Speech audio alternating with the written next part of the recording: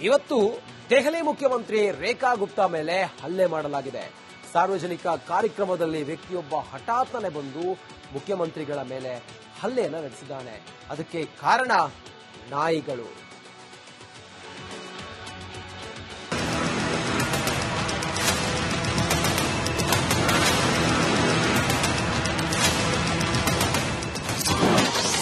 Delhi CM ರೇಖಾ ಗುಪ್ತಾ ಮೇಲೆ ಹಲ್ಲೆ. ಶ್ವಾನ ಪ್ರಿಯನಿಂದ ಮುಖ್ಯಮಂತ್ರಿಗೆ ಥಳಿತ. ದೆಹಲಿಯ ಮುಖ್ಯಮಂತ್ರಿ ರೇಖಾ ಗುಪ್ತಾ ಮೇಲೆ ಹಲ್ಲೆ ಮಾಡಲಾಗಿದೆ. ಬೆಳಿಗ್ಗೆ ಸಿವಿಲ್ ಲೈನ್ಸ್ನಲ್ಲಿರುವ ಅಧಿಕೃತ ನಿವಾಸದಲ್ಲಿ ನಡೆಯುತ್ತಿದ್ದ ಕಾರ್ಯಕ್ರಮದ ವೇಳೆ ದಾಳಿಯೊಂದು ನಡೆದಿದೆ. ಈ ಘಟನೆಯು ರಾಷ್ಟ್ರ ರಾಜಧಾನಿಯಲ್ಲಿ ಭದ್ರತೆ ಬಗ್ಗೆ ಗಂಭೀರ ಪ್ರಶ್ನೆಗಳನ್ನು ಎತ್ತಿದೆ.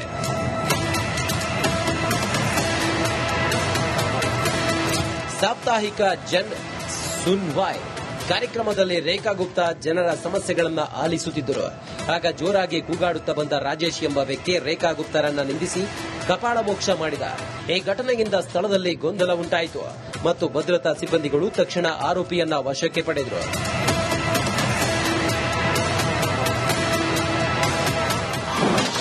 ಸಿಎಂಗೆ ಕಪಾಳ ಮೋಕ್ಷ. ಆರೋಪಿ ರಾಜೇಶ್ನ ಸಂಬಂಧಿಕನೋರ್ವ ಜೈಲಿನಲ್ಲಿ ಇದ್ದಾನೆ. ಆತನ ಬಿಡುಗಡೆ ಕೋರಿ ಅರ್ಜಿಯೊಂದಿಗೆ ಬಂದಿದ್ದಂತೆ. ಪ್ರಕರಣ ನ್ಯಾಯಾಲಯದಲ್ಲಿದ್ದರೂ ಸಿಎಂ ಬಳಿ ಅರ್ಜಿ ಗುಜರಾಯಿಸಲು ಬಂದಿದ್ದ ರಾಜೇಶ್ ಮೊದಲು ಸಿಎಂ ರೇಖಾ ಗುಪ್ತಾಗೆ ಕೆಲವು ಕಾಗದಗಳನ್ನು ಕೊಟ್ಟಿದ್ದಾನೆ. ಇದಕ್ಕಿದ್ದಂತೆಯೇ ಕೂಗಾಡಲು ಪ್ರಾರಂಭಿಸಿ ಹೊಡೆದಿದ್ದಾನೆ. ಇಷ್ಟೊಂದು ಭದ್ರತೆ ಇದ್ದರೂ ಆರೋಪಿ ಹೇಗೆ ಒಳ ಬಂದ? ಆರೋಪಿ ಒಬ್ಬನೇ ಬಂದ, ಇಲ್ಲವೇ ಆತನ ಜೊತೆ ಬೇರೆ ಯಾರಾದ್ರೂ ಇದ್ದಾರಾ? ಪ್ರೀ ಪ್ಲಾನ್ಡ್ ಮಾಡಿಯೇ ಸಿಎಂ ಮೇಲೆ ದಾಳಿ ಮಾಡಿದಾನ? ದೆಹಲಿ ಪೊಲೀಸರು ಯಾಕೆ ತಕ್ಷಣವೇ ಕ್ರಮ ಕೈಗೊಳ್ಳಿಲ್ಲ? ಮುಖ್ಯಮಂತ್ರಿಯ ಮೇಲೆ ಕೈ ಎತ್ತುವ ಧೈರ್ಯ ಹೇಗೆ ಬಂತು ಎಂದು ಪೊಲೀಸರು ತನಿಖೆ ಮಾಡುತ್ತಿದ್ದಾರೆ. बहुत ही कायरतापूर्ण और शर्मसार करने वाला हमला आज हुआ है हमारी आदरणीय मुख्यमंत्री श्रीमती रेखा गुप्ता जी पे।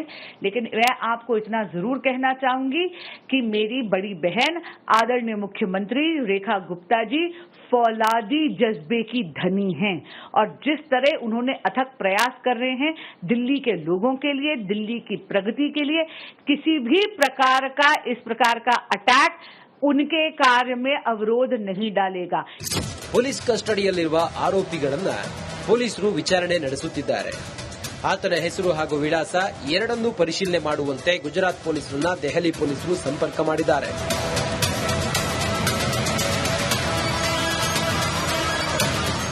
ಆರೋಪಿ ರಾಜೇಶ್ ಶ್ವಾನಪ್ರಿಯನಾಗಿದ್ದು ದೆಹಲಿ ಎನ್ಸಿಆರ್ನಲ್ಲಿ ಬೀದಿ ನಾಯಿಗಳನ್ನ ಒಟ್ಟುಗೂಡಿಸಿ ಆಶ್ರಯ ತಾಣಗಳಿಗೆ ಸ್ಥಳಾಂತರಿಸುವ ಕೆಲಸ ಮಾಡ್ತಾ ಇದ್ದ. ಆದರೆ ಸುಪ್ರೀಂ ಕೋರ್ಟ್ನ ಇತ್ತೀಚಿನ ತೀರ್ಪಿನಿಂದ ಅಸಮಾಧಾನಗೊಂಡಿದ್ದ ಎಂದು ಹೇಳಲಾಗುತ್ತಿದೆ. News desk republic Kannada. ಇವತ್ತು ದೆಹಲಿ ಮುಖ್ಯಮಂತ್ರಿ ರೇಖಾ ಗುಪ್ತಾ ಮೇಲೆ ಹಲ್ಲೆ ಮಾಡಲಾಗಿದೆ. ಸಾರ್ವಜನಿಕ ಕಾರ್ಯಕ್ರಮದಲ್ಲಿ ವ್ಯಕ್ತಿಯೊಬ್ಬ ಹಠಾತ್ತನೆ ಬಂದು ಮುಖ್ಯಮಂತ್ರಿಗಳ ಮೇಲೆ ಹಲ್ಲೆಯನ್ನು ನಡೆಸಿದ್ದಾನೆ. ಅದಕ್ಕೆ ಕಾರಣ ನಾಯಿಗಳು.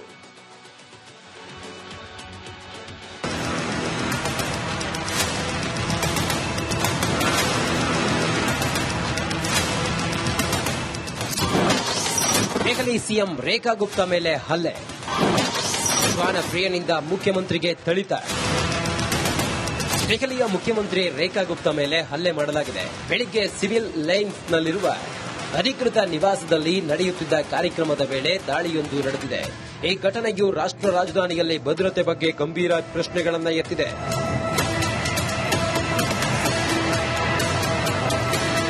ಸಾಪ್ತಾಹಿಕ ಜನ್ ಸುನ್ವಾಯ್ ಕಾರ್ಯಕ್ರಮದಲ್ಲಿ ರೇಖಾ ಗುಪ್ತಾ ಜನರ ಸಮಸ್ಯೆಗಳನ್ನು ಆಲಿಸುತ್ತಿದ್ದರು.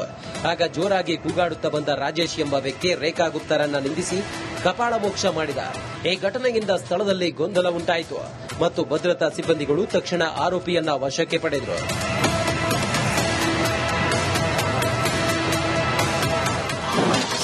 ಸಿಎಂಗೆ ಕಪಾಳ ಮೋಕ್ಷ. ಆರೋಪಿ ರಾಜೇಶ್ನ ಸಂಬಂಧಿಕನೋರ್ವ ಜೈಲಿನಲ್ಲಿ ಇದ್ದಾನೆ. ಆತನ ಬಿಡುಗಡೆ ಕೋರಿ ಅರ್ಜಿಯೊಂದಿಗೆ ಬಂದಿದ್ದಂತೆ. ಪ್ರಕರಣ ನ್ಯಾಯಾಲಯದಲ್ಲಿದ್ದರೂ ಸಿಎಂ ಬಳಿ ಅರ್ಜಿ ಗುಜರಾಯಿಸಲು ಬಂದಿದ್ದ ರಾಜೇಶ್ ಮೊದಲು ಸಿಎಂ ರೇಖಾ ಗುಪ್ತಾಗೆ ಕೆಲವು ಕಾಗದಗಳನ್ನು ಕೊಟ್ಟಿದ್ದಾನೆ. ಇದಕ್ಕಿದ್ದಂತೆಯೇ ಕೂಗಾಡಲು ಪ್ರಾರಂಭಿಸಿ ಹೊಡೆದಿದ್ದಾನೆ. ಇಷ್ಟೊಂದು ಭದ್ರತೆ ಇದ್ದರೂ ಆರೋಪಿ ಹೇಗೆ ಒಳ ಬಂದ? ಆರೋಪಿ ಒಬ್ಬನೇ ಬಂದ, ಇಲ್ಲವೇ ಆತನ ಜೊತೆ ಬೇರೆ ಯಾರಾದ್ರೂ ಇದ್ದಾರಾ? ಪ್ರೀ ಪ್ಲಾನ್ಡ್ ಮಾಡಿಯೇ ಸಿಎಂ ಮೇಲೆ ದಾಳಿ ಮಾಡಿದಾನ? ದೆಹಲಿ ಪೊಲೀಸರು ಯಾಕೆ ತಕ್ಷಣವೇ ಕ್ರಮ ಕೈಗೊಳ್ಳಿಲ್ಲ? ಮುಖ್ಯಮಂತ್ರಿಯ ಮೇಲೆ ಕೈ ಎತ್ತುವ ಧೈರ್ಯ ಹೇಗೆ ಬಂತು ಎಂದು ಪೊಲೀಸರು ತನಿಖೆ ಮಾಡುತ್ತಿದ್ದಾರೆ. बहुत ही कायरतापूर्ण और शर्मसार करने वाला हमला आज हुआ है हमारी आदरणीय मुख्यमंत्री श्रीमती रेखा गुप्ता जी पे।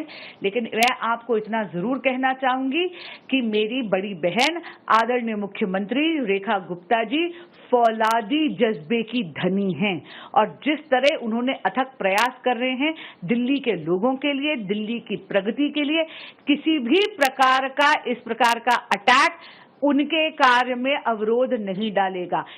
ಪೊಲೀಸ್ ಕಸ್ಟಡಿಯಲ್ಲಿರುವ ಆರೋಪಿಗಳನ್ನ ಪೊಲೀಸರು ವಿಚಾರಣೆ ನಡೆಸುತ್ತಿದ್ದಾರೆ.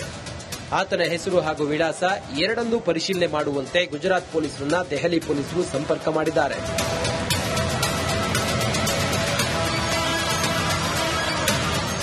ಆರೋಪಿ ರಾಜೇಶ್ ಶ್ವಾನಪ್ರಿಯನಾಗಿದ್ದು ದೆಹಲಿ ಎನ್ಸಿಆರ್ನಲ್ಲಿ ಬೀದಿ ನಾಯಿಗಳನ್ನ ಒಟ್ಟುಗೂಡಿಸಿ ಆಶ್ರಯ ತಾಣಗಳಿಗೆ ಸ್ಥಳಾಂತರಿಸುವ ಕೆಲಸ ಮಾಡ್ತಾ ಇದ್ದ. ಆದರೆ ಸುಪ್ರೀಂ ಕೋರ್ಟ್ನ ಇತ್ತೀಚಿನ ತೀರ್ಪಿನಿಂದ ಅಸಮಾಧಾನಗೊಂಡಿದ್ದ ಎಂದು ಹೇಳಲಾಗುತ್ತಿದೆ. News desk republic Kannada. ಇವತ್ತು ದೆಹಲಿ ಮುಖ್ಯಮಂತ್ರಿ ರೇಖಾ ಗುಪ್ತಾ ಮೇಲೆ ಹಲ್ಲೆ ಮಾಡಲಾಗಿದೆ. ಸಾರ್ವಜನಿಕ ಕಾರ್ಯಕ್ರಮದಲ್ಲಿ ವ್ಯಕ್ತಿಯೊಬ್ಬ ಹಠಾತ್ತನೆ ಬಂದು ಮುಖ್ಯಮಂತ್ರಿಗಳ ಮೇಲೆ ಹಲ್ಲೆಯನ್ನು ನಡೆಸಿದ್ದಾನೆ. ಅದಕ್ಕೆ ಕಾರಣ ನಾಯಿಗಳು.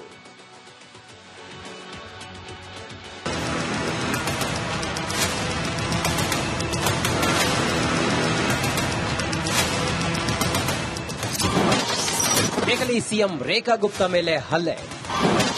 ಶ್ವಾನ ಪ್ರಿಯನಿಂದ ಮುಖ್ಯಮಂತ್ರಿಗೆ ಥಳಿತ.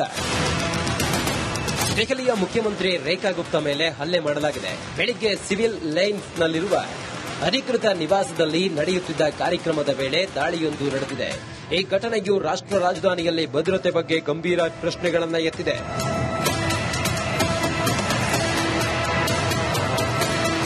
ಸಾಪ್ತಾಹಿಕ ಜನ್ ಸುನ್ವಾಯ್ ಕಾರ್ಯಕ್ರಮದಲ್ಲಿ ರೇಖಾ ಗುಪ್ತಾ ಜನರ ಸಮಸ್ಯೆಗಳನ್ನು ಆಲಿಸುತ್ತಿದ್ದರು. ಆಗ ಜೋರಾಗಿ ಕೂಗಾಡುತ್ತಾ ಬಂದ ರಾಜೇಶ್ ಎಂಬ ವ್ಯಕ್ತಿ ರೇಖಾ ಗುಪ್ತಾರನ್ನ ನಿಂದಿಸಿ ಕಪಾಳ ಮೋಕ್ಷ ಮಾಡಿದ.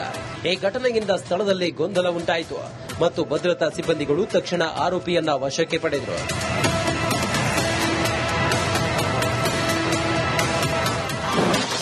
ಸಿಎಂಗೆ ಕಪಾಳ ಮೋಕ್ಷ. ಆರೋಪಿ ರಾಜೇಶ್ನ ಸಂಬಂಧಿಕನೋರ್ವ ಜೈಲಿನಲ್ಲಿ ಇದ್ದಾನೆ. ಆತನ ಬಿಡುಗಡೆ ಕೋರಿ ಅರ್ಜಿಯೊಂದಿಗೆ ಬಂದಿದ್ದಂತೆ ಪ್ರಕರಣ ನ್ಯಾಯಾಲಯದಲ್ಲಿದ್ದರೂ ಸಿಎಂ ಬಳಿ ಅರ್ಜಿ ಗುಜರಾಯಿಸಲು ಬಂದಿದ್ದ. ರಾಜೇಶ್ ಮೊದಲು ಸಿಎಂ ರೇಖಾ ಗುಪ್ತಾಗೆ ಕೆಲವು ಕಾಗದಗಳನ್ನು ಕೊಟ್ಟಿದ್ದಾನೆ. ಇದಕ್ಕಿದ್ದಂತೆಯೇ ಕೂಗಾಡಲು ಪ್ರಾರಂಭಿಸಿ ಹೊಡೆದಿದ್ದಾನೆ. ಎಷ್ಟೊಂದು ಭದ್ರತೆ ಇದ್ದರೂ ಆರೋಪಿ ಹೇಗೆ ಒಳ ಬಂದ? ಆರೋಪಿ ಒಬ್ಬನೇ ಬಂದ, ಇಲ್ಲವೇ ಆತನ ಜೊತೆ ಬೇರೆ ಯಾರಾದರೂ ಇದ್ದಾರಾ? ಪ್ರೀಪ್ಲಾನ್ಡ್ ಮಾಡಿಯೇ ಸಿಎಂ ಮೇಲೆ ದಾಳಿ ಮಾಡಿದಾನ? ದೆಹಲಿ ಪೊಲೀಸರು ಯಾಕೆ ತಕ್ಷಣವೇ ಕ್ರಮ ಕೈಗೊಳ್ಳಿಲ್ಲ? ಮುಖ್ಯಮಂತ್ರಿಯ ಮೇಲೆ ಕೈ ಎತ್ತುವ ಧೈರ್ಯ ಹೇಗೆ ಬಂತು ಎಂದು ಪೊಲೀಸರು ತನಿಖೆ ಮಾಡುತ್ತಿದ್ದಾರೆ. बहुत ही कायरतापूर्ण और शर्मसार करने वाला हमला आज हुआ है हमारी आदरणीय मुख्यमंत्री श्रीमती रेखा गुप्ता जी पे। लेकिन मैं आपको इतना जरूर कहना चाहूंगी कि मेरी बड़ी बहन आदरणीय मुख्यमंत्री रेखा गुप्ता जी फौलादी जज्बे की धनी हैं और जिस तरह उन्होंने अथक प्रयास कर रहे हैं दिल्ली के लोगों के लिए, दिल्ली की प्रगति के लिए, किसी भी प्रकार का इस प्रकार का अटैक उनके कार्य में अवरोध नहीं डालेगा. ಪೊಲೀಸ್ ಕಸ್ಟಡಿಯಲ್ಲಿರುವ ಆರೋಪಿಗಳನ್ನ ಪೊಲೀಸರು ವಿಚಾರಣೆ ನಡೆಸುತ್ತಿದ್ದಾರೆ.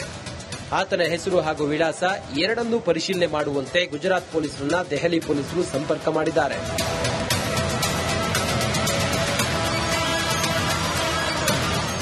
ಆರೋಪಿ ರಾಜೇಶ್ ಶ್ವಾನಪ್ರಿಯನಾಗಿದ್ದು ದೆಹಲಿ ಎನ್ಸಿಆರ್ನಲ್ಲಿ ಬೀದಿ ನಾಯಿಗಳನ್ನ ಒಟ್ಟುಗೂಡಿಸಿ ಆಶ್ರಯ ತಾಣಗಳಿಗೆ ಸ್ಥಳಾಂತರಿಸುವ ಕೆಲಸ ಮಾಡ್ತಾ ಇದ್ದ.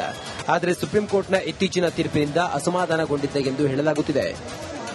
News desk republic Kannada.